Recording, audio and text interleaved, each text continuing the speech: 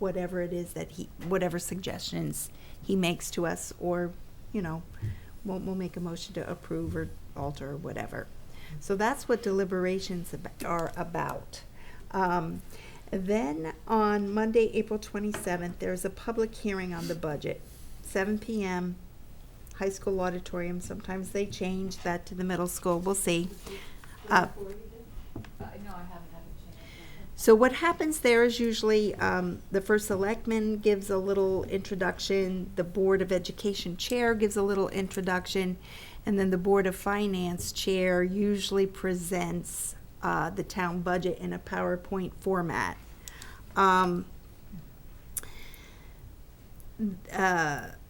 The public hearing gives people an opportunity to come to the podium and express their pleasure or displeasure with how the budget is falling out. Sometimes it is only a couple hours, and sometimes it could be 5 or 6 hours. We just don't know. Last year it was very lengthy. I think we went until after midnight during that public hearing. It was well after midnight before we wrapped up. Or you can go after midnight? Yeah, Actually, in the wetlands, they had to start by, you couldn't go on to the next night. And it was definitely, I recall getting home by about 1:15. Okay, Yeah. so it was Yeah. late, okay. Yeah, It was late. People there. It Yeah. was late. There was a lot of people, over Yeah. 500 people, and I don't know how many people came to the podium and spoke. One thing that either Anna can address or Karen, I don't know. We did get some feedback from citizens saying that children are not allowed to speak at the podium during a public hearing. I would like to have the answer to that before we go into the public hearing, so I know whether to allow that or not. Maybe that's So are children people under 18 years old? non-voters. Okay. I'm not sure. Yeah. So maybe that's a Jean Cushman question. I think it's, or just, That's what all the teachers Okay. decided. yeah, I think. So that Town is the council public question. hearing. After the public hearing wraps up, after we hear all the public, discussion, we'll close that meeting out, and then we'll have a special meeting right after that. And then this team will this board will deliberate on everything that we've heard and decide whether we want to go forward with the budget that we've already presented, or if, we can entertain motions to adjust it based on the feedback that we received from the town. So this was the whole controversy last year, where we made a motion in the deliberations to reduce the Board of Education's increase by $500,000. And after this public hearing, when so many people came out, what I'm going to say is advocacy matters. So anybody listening on public TV, advocacy matters. And so if you have a strong opinion one way or another, it's really important to come out and let us know how you feel about the budget and the increase and what it means to you and your family. So I have a question. When you go to the public hearing, when people speak, are they limited as to time? Can they speak for a half hour, or are they limited to like 5 minutes? Or Supposed to be 5 minutes. 5 minutes, 5 okay. minutes. That's what I was 5 just wondering minutes. if that's what, okay. Mm-hmm. Okay. So, once we finalize that meeting, there is one more town meeting held here in this room. It is That was at the high school. the town meeting on Yeah. Monday, May 11th? Yes. Oh, does he do it there at the high school? I think Okay. so. So, Because it's yeah. not really driven by us. It's- No. Yeah. So this is a gentleman named Gene Cushman, I believe, who's the attorney that moderates this town Mhm. meeting for us. Yes. And it is the meeting where, once again, the budget is discussed and where it then gets voted on to move to referendum, which would be sometime between May 11th and May 27th, the voting referendum on the budget. May 27th, if the budget gets approved at referendum, we will be having this special meeting on May 27th to set the mill rate. And that will be in effect starting July 1st, 2020. Okay, so any questions on that whole process?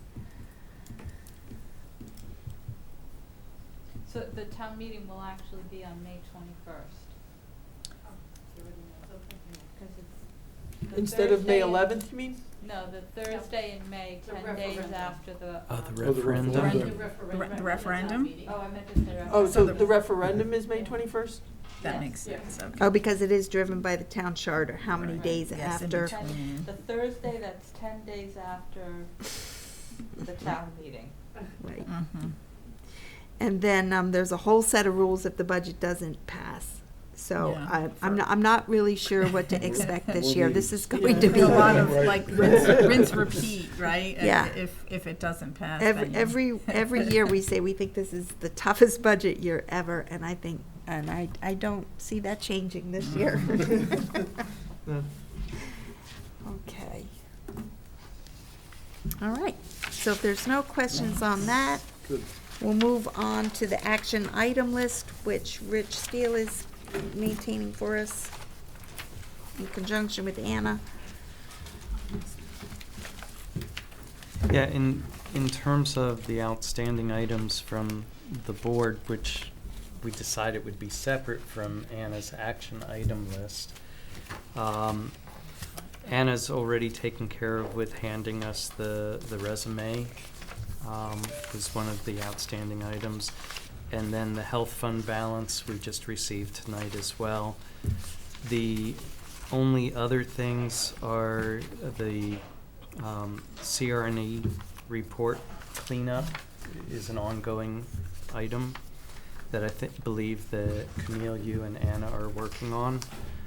And the other thing that I saw were the monies for the East Lyme High School turf repair, the status of that.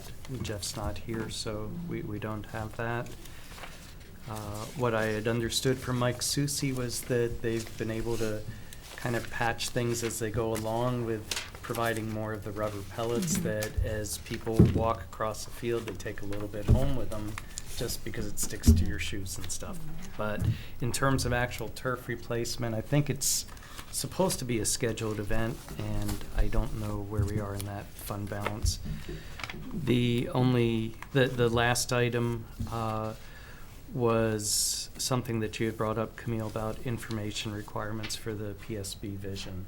And I'm not sure if what Anne has reported tonight satisfies what you were seeking in terms of the information requirements. Oh, no, I don't really expect that Oh, to okay. to be brought Yeah, forward that- Oh, until okay. they come before us asking us to Yeah. appropriate more Right, money. right. Oh, okay. Yeah. So, Okay, yeah, I'll that's just remove an that open then. item until, Yeah, Oh, until okay. the time comes. right. Okay, and that's all I have. And Anna, I'll leave it to you for the action item list. I believe you handed that out tonight. Or that was in the packet. It was in the green folder maybe? Green folder?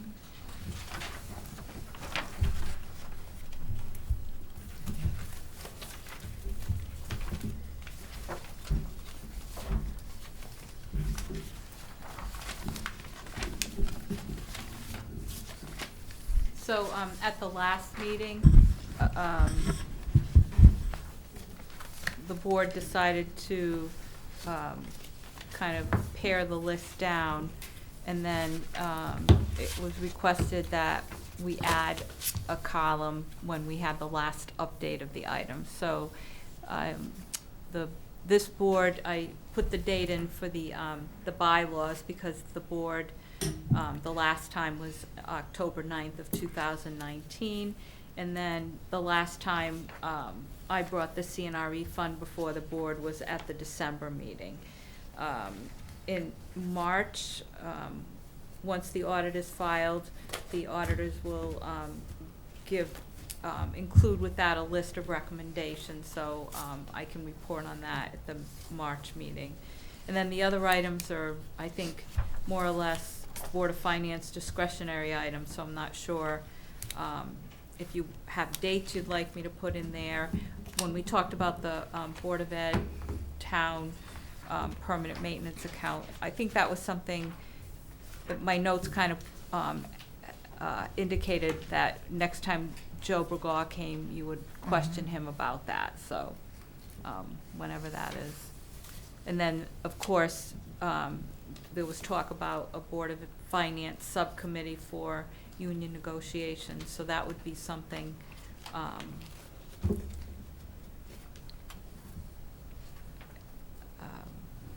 What is the next contract that's Well- that's going to be negotiated? So the next contract is gonna be the UPSU contract. That one expires June 30th, 2021. No. Is it 2020 or 21? 21.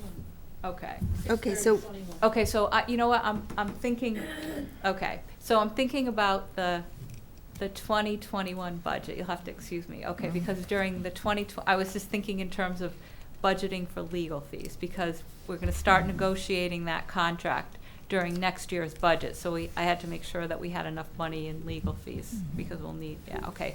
So that contract expires 6/30/2021. So then we would start working on a successor agreement shortly after, like like about a year from now. Okay, so why don't we put agenda date January 2021 in that column? So that we'll keep in mind as we get closer, we should probably, ask somebody to volunteer to sit in on those union negotiations. And I'm not sure what the Board of, I'm not sure if you're interested in Board of Ed contracts as well. I found that very helpful when I went to those. Are they coming up soon? Or did they already? I thought they just completed it, I think those, and their 3-year contract, so that was done last summer. So they're in year 2. Somewhere I remember, somewhere. Well, my- actually, yeah. you know what, I'm gonna look at our official statement, because we have to disclose that. Yeah. Mhm. So I just made a note on this, Okay. I'll look into that. And the only other one that comes to mind is some firefighter contract that just seems like it may still be outstanding. They all expire in 2022. Okay, Actually, maybe what I'll do is I'll put a little list on the bottom, yeah. so that you know when they expire. Okay. Contract expirations. Yeah. Or just put it in the box. Mm. Put it in the box. What contracts outstanding, and then underneath that, just say UPSU, Board of Ed, just put it in the same, Yeah, keep it I'll all. figure something out. Mm. Okay. So the number 4, review audit recommendation and management response plan. So we'll talk about that next month. Yeah, and then I think we wanna do a quarterly review on that? After March, so like every 3 months? Yeah.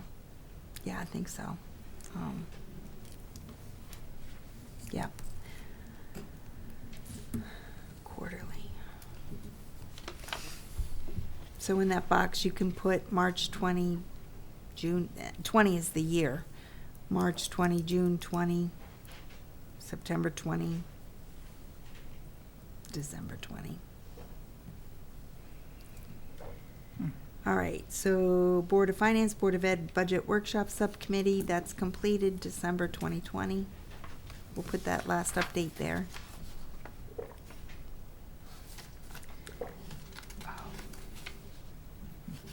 So then we know we've done it, we participated, and this, November, December timeframe next year, we'll probably be asked to do that again, which I think is helpful. Okay, number 6, list of policies and procedures, accounting manual.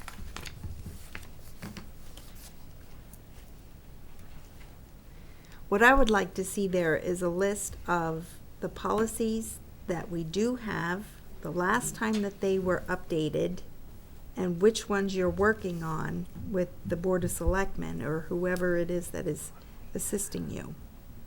And prioritize them to let us know which ones you're working on. So I think you have provided a list to me at one point, Anna, with a list of all the policies. And you might want to list that again and say, okay, we talked about the fund balance policy tonight. When was the last time that was updated? Is it maybe worthwhile to look at that again, or are we in good shape with that? I don't have that in front of me, but my memory, if my memory's correct, it might be 2008. It might be. Oh, okay. It's so been a maybe- while. That one's been a while. So that's why that last update column is so important. So we can, Mhm. keep up to date on progress. And maybe that's another, another page with a list of policies. Okay. Analyze CNRE Fund 32.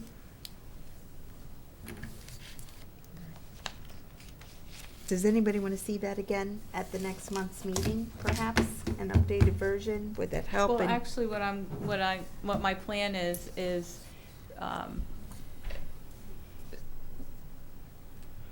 to, like, move all the balances back to, like, an undesignated account. That really needs to go through the boards. So in other words, bring the list to the Board of Selectmen, have them approve it, and then bring it here. And then once we do that, then, there'll be like a new version of the report. Okay. And then what I also gave some thought to is perhaps I would just, any account that was appropriated and totally expended, maybe just take them off the report, so then you have a report of what's left. Mhm. I think it might be a Mhm. little Easier to read. clearer to work with. Mhm. I would keep the CNRE accounts that have been totally expended on the list for 1 year, like after a year.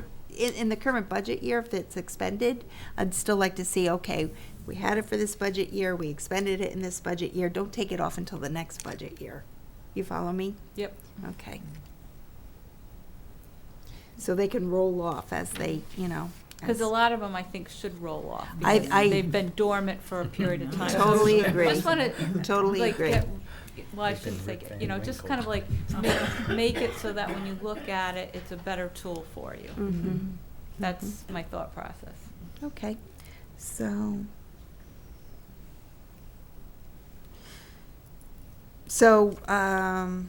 The last time we got an update on that was 12, which should be our target date for, when do you want to, does anybody think that we should see that as we enter into the budget season?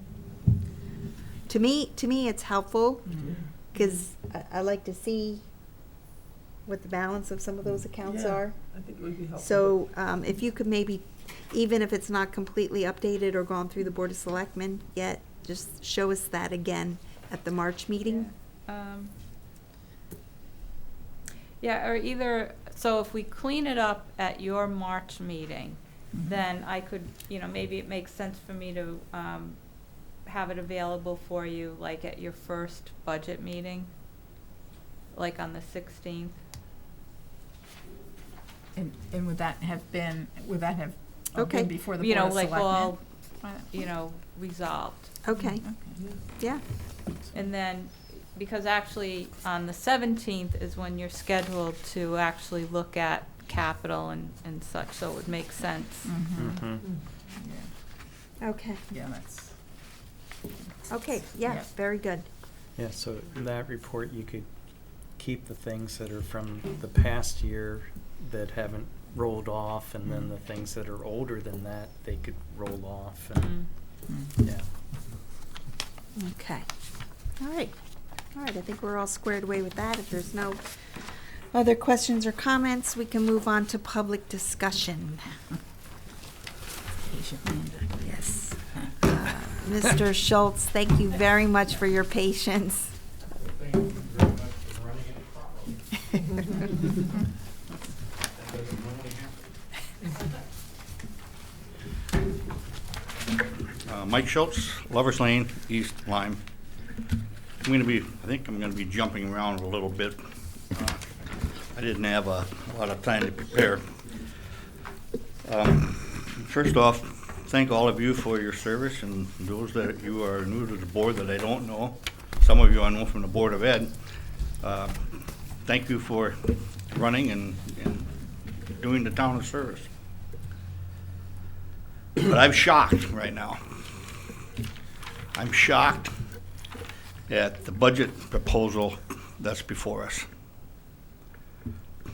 How is it that we can be 9 months away from a year and have birth of a budget that calls for the Board of Ed for $52 million? A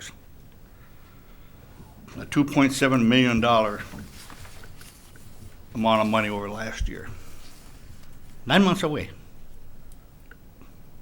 Absolutely absurd. You talk about whether or not we can afford to continue with this. Unless you get a lot of rich people moving to town, we're going to have a problem. I can look up here and don't mean to insult any of you, but I'm sure you got six-figure incomes. Most of us don't have that, or many of us don't have that in town. 100% of my Social Security, 100%, goes to out-of-pocket health care costs so that a member of my family can live. And the other part of it is for taxes and insurance that we have to pay for living here. It comes to $23,000. I sit down every month and I write out a check for a pill that's $650 out of my pocket because of the damn drug companies. I mean, it is absurd. And I'm sure it's not the most expensive pill on the market. Mr. Birmingham can probably vouch for that. But the point is, we can't continue to live like this.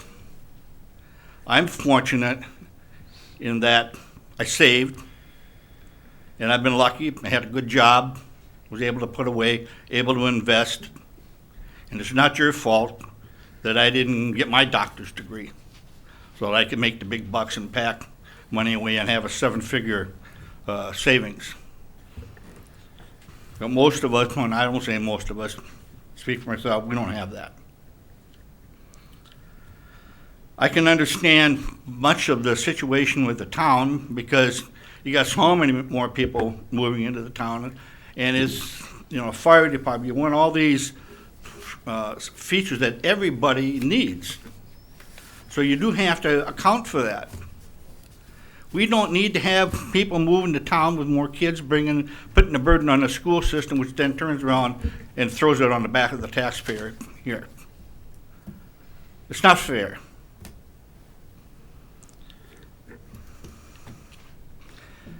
Another thing that I would like to point out is that I'm not in favor of the Board of Finance going to all the Board of Education meetings and sitting there and mixing thoughts and bantering back and forth. It's my opinion, but that's not your job. They don't need your help in building their budget. Obviously, because they came up with a $52 million one. They're going to, and I've sat in the Board of Education meetings and had them say, well, let's just put the budget at this amount and let the Board of Finance delete where they want. More than once. It's absurd.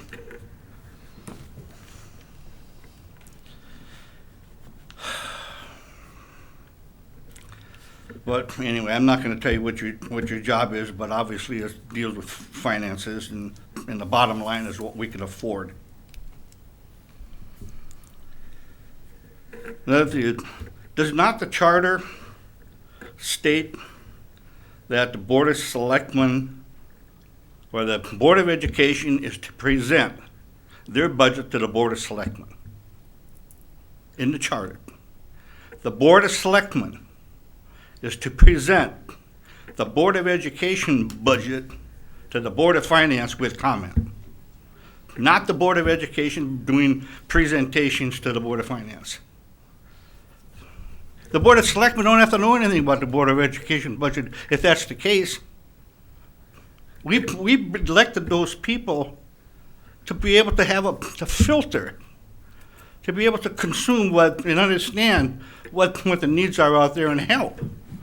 It shouldn't be on your back.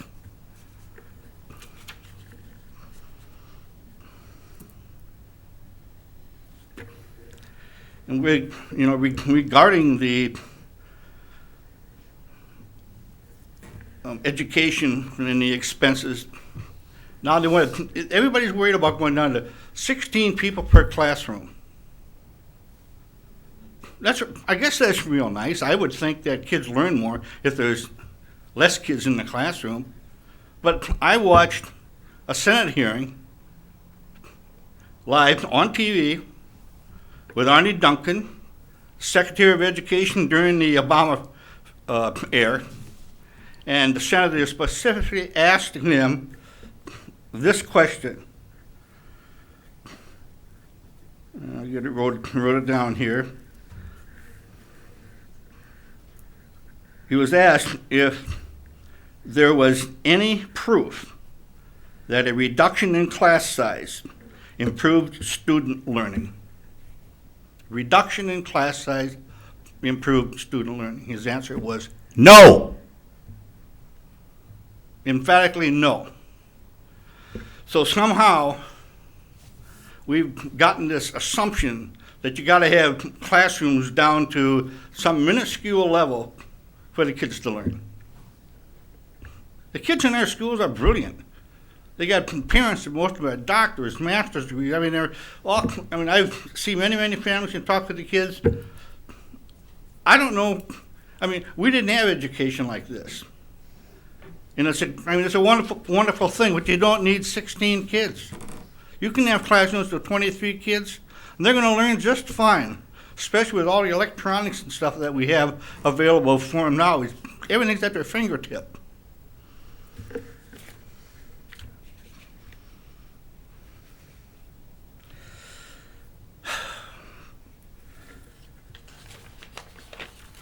One thing I'd like to point out to you, and I gave you a handout. There was 2 pieces of paper. There's one that I scribbled all over, and then there's one that's nice and clean. You can look at the one that's nice and clean first if you don't mind. Although at the top it says 2021 salary schedule, this doesn't appear in the teacher's contract. If you go online, look, it's not there. It's never been there. I got it because I wanted to know from the superintendent what's the pay scale for teachers once they get past step 12. It's not in the contract. So he gave me this. And here it is. And if you look, I don't know if I should just go down to, if you look at the top of it, that's the salaries for step 1 through step 12. For to showing the up to step 12, what someone with a master's degree plus 30, a 6-year certificate, which essentially is an administrative degree. So they can become an administrator all with that level, all the way up to assistant superintendent. You can't be assistant superintendent up to that level.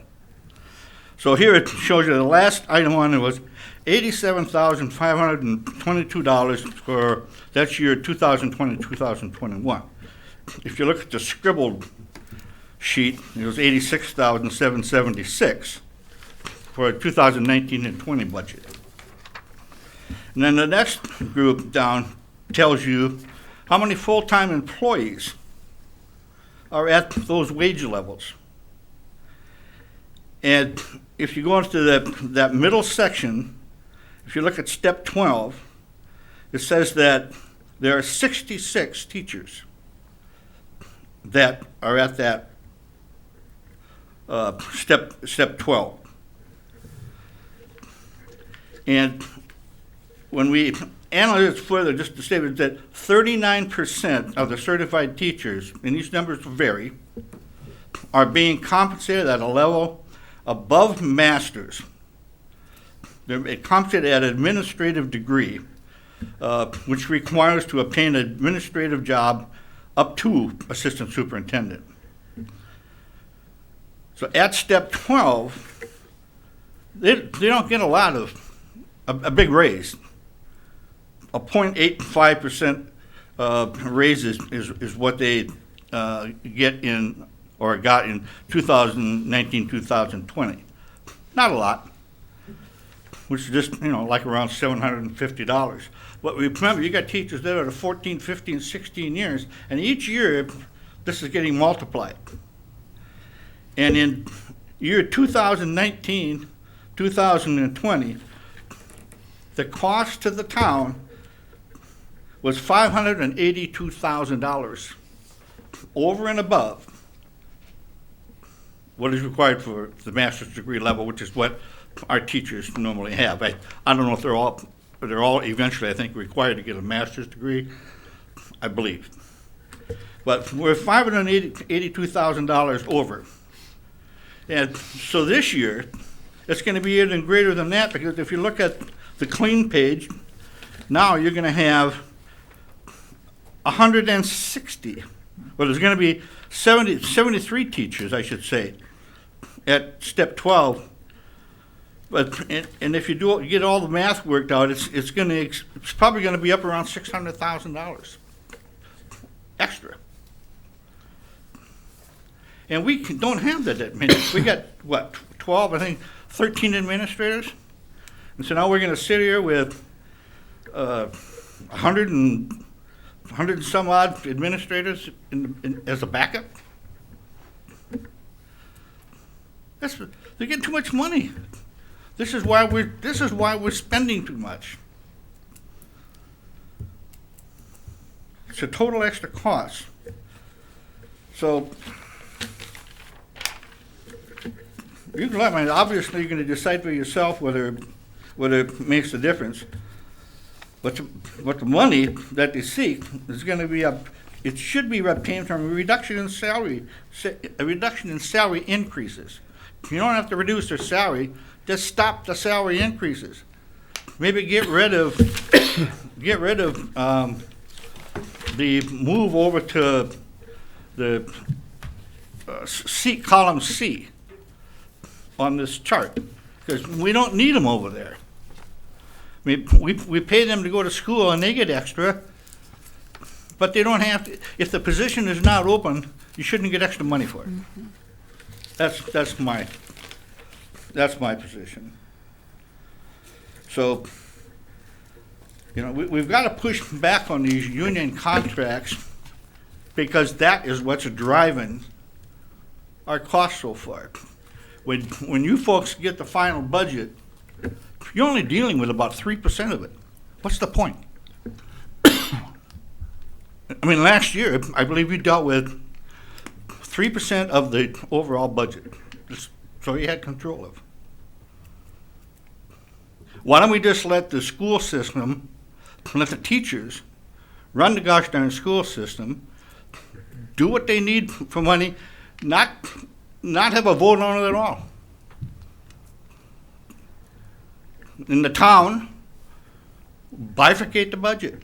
We'll pay for all the town needs. We can actually take over the buildings for the school.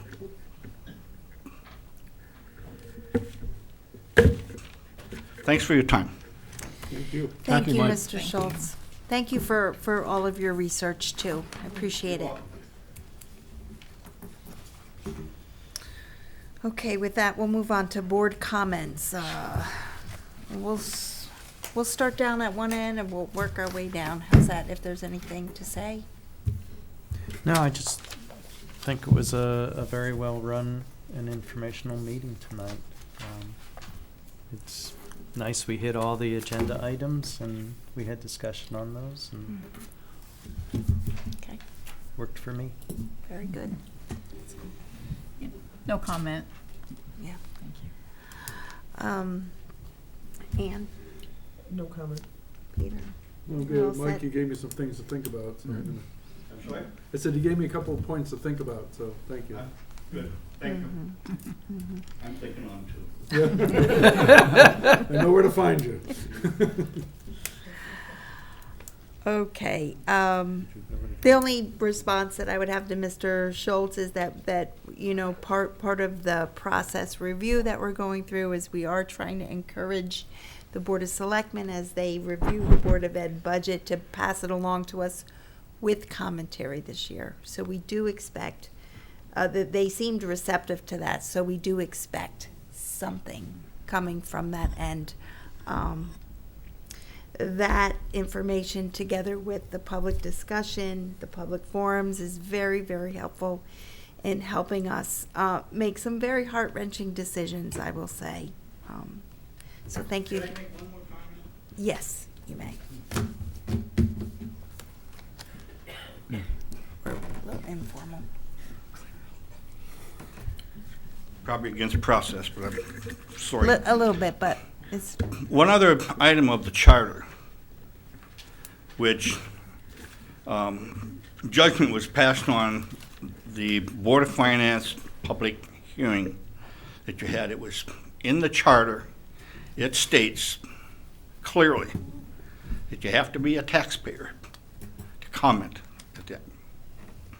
However, those same people, and everybody want to do that, can comment at the public hearing, at the town meeting. There it's permitted, but in that section of the charter, it is not. Taxpayer. Thank you. okay, all right, thank you. I believe Mr. Schultz is referring to